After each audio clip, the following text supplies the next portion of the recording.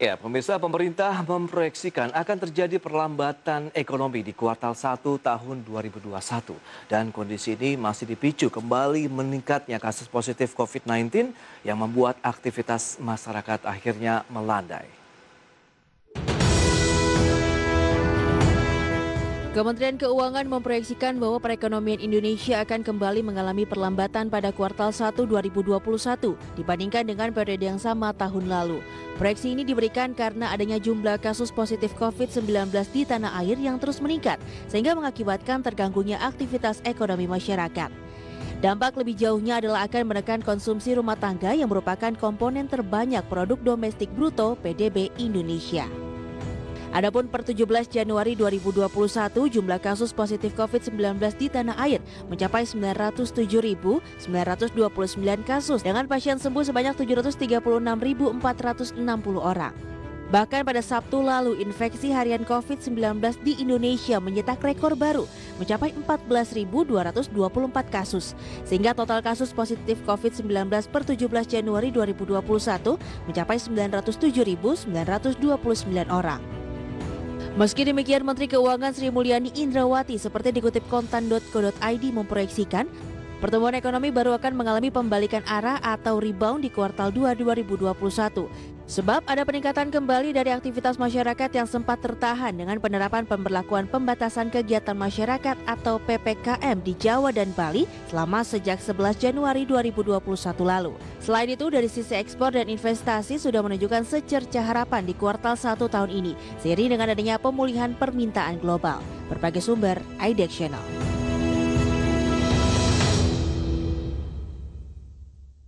Baik, pemirsa, untuk membahas bagaimana strategi investasi untuk pergerakan market hari ini sudah tersambung melalui line Zoom bersama dengan Wisnu Prambudi Wibowo. Beliau adalah Head of Research dari FAC Sekuritas. Ya, selamat pagi Mas Wisnu.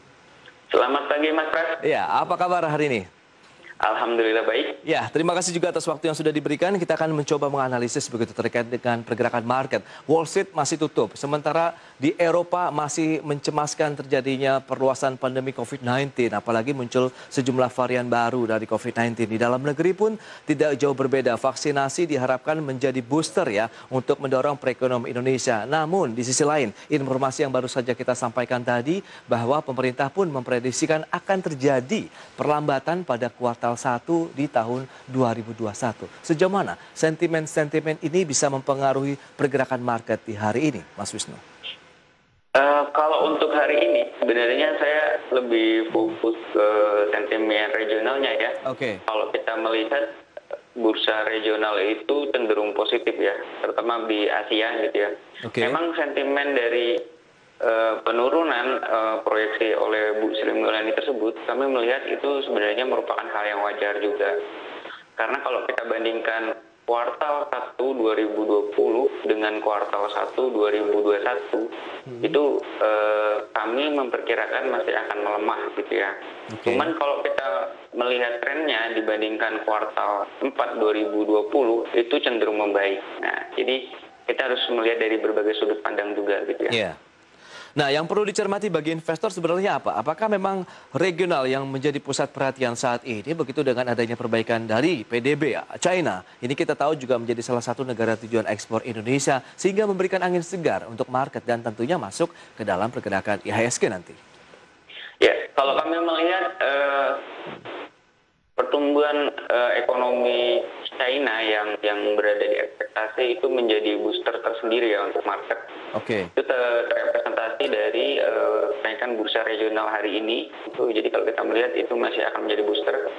Cuman untuk ISG itu sebenarnya yang jadi kekhawatiran itu kalau kami melihat adanya taking profit ya.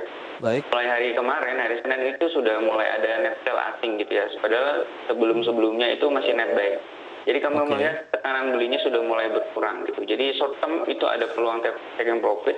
Cuman untuk jangka menengahnya kami melihat masih investor itu masih optimis untuk masuk ke market gitu ya. Karena suku bunga rendah Jadi mereka ingin imbal hasil yang lebih baik. Betul, memang karena disebutkan juga tadi kuartal kedua ini mungkin ada lagi relaksasi setelah kuartal 1 masih ada tekanan karena ada penerapan lagi PSBB yang diperketat, tarikan rem darurat ini yang sudah dilakukan oleh pemerintah pusat maupun daerah sehingga diharapkan memang kuartal kedua ini sudah mulai ada geliat lagi aktivitas ekonomi masyarakat. Tapi apakah sekarang justru momentum yang tepat kita mengambil posisi beli menurut Anda untuk kita bicara strategi investasi?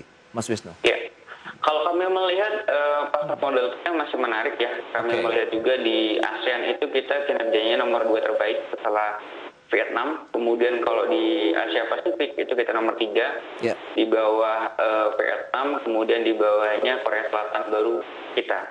Kami melihat ISG itu masih memiliki potensi upside yang cukup menarik. Jadi artinya ketika ada pelemahan itu bisa kita manfaatkan momentum untuk buy on weakness gitu ya. Tentu di saham-saham yang punya potensi upside untuk hingga akhir tahun gitu ya.